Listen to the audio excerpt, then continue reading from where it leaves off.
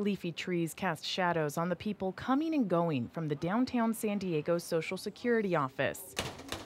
San Diego City employees likely don't walk through that door very often because the city isn't currently enrolled in Social Security, but that could change if Prop B passes.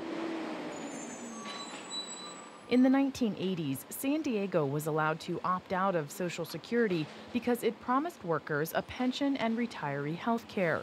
Soon after San Diego left the system, the federal law was changed to require the participation of all public and private employers. If San Diego voters decide to leave pensions behind in favor of 401ks for most new workers, the city may have to re-enroll in Social Security. San Diego State social work professor Tom Riley has written a book on city pensions. He says San Diego is in a unique spot, and the federal government is likely waiting to see how the vote turns out before offering a formal opinion on what San Diego needs to do next.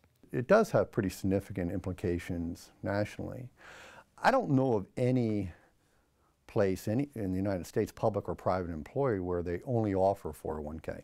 Riley says if the feds let San Diego stay out of Social Security, it could open up the door for other employers who want to leave the system. And he says that's not a good thing at a time when the federal government is looking to extend the life of Social Security. San Diego Chief Operating Officer Jay Goldstone says San Diego could re-enter the system, but it doesn't necessarily have to. There is a safe harbor obligation. And so as long as the contribution into a 401k style plan is at least 7.5%, you meet the safe harbor. And that 7.5% can come from any source.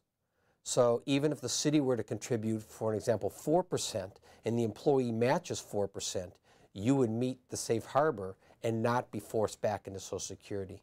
Goldstone says it would be the city workers who would be affected who would decide whether to rejoin the system, just as employees decided to opt out in the 80s. Goldstone says there's no minimum or maximum number of workers needed to trigger a vote, and that the timing of the vote would likely be decided through labor negotiations. Social Security requires employers and employees each contribute 6.2% of an employee's salary toward the system. San Diego Taxpayers Association President Lonnie Lutar helped write Prop B. It caps the city's contribution for non-public safety employees at 9.2%. So she says it's not a big deal if the city rejoins Social Security because it can't surpass the cap.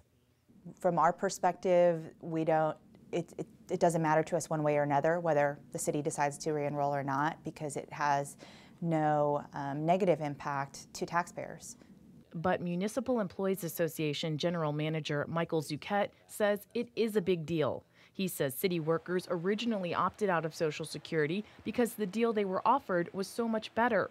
He says that deal is now gone. And he says even if the city gets back into Social Security, it'll leave the workers with just a 3% 401k match. And the problem with that is not, well, there's issues of equity and fairness and morality, but there's also issue of the fact that most other cities in the state of California are not going to go to this model. So when we compete for firefighters or 911 dispatchers or librarians, they're going to have one compensation package in the city next door, even within our same county. You don't even have to leave the county of San Diego.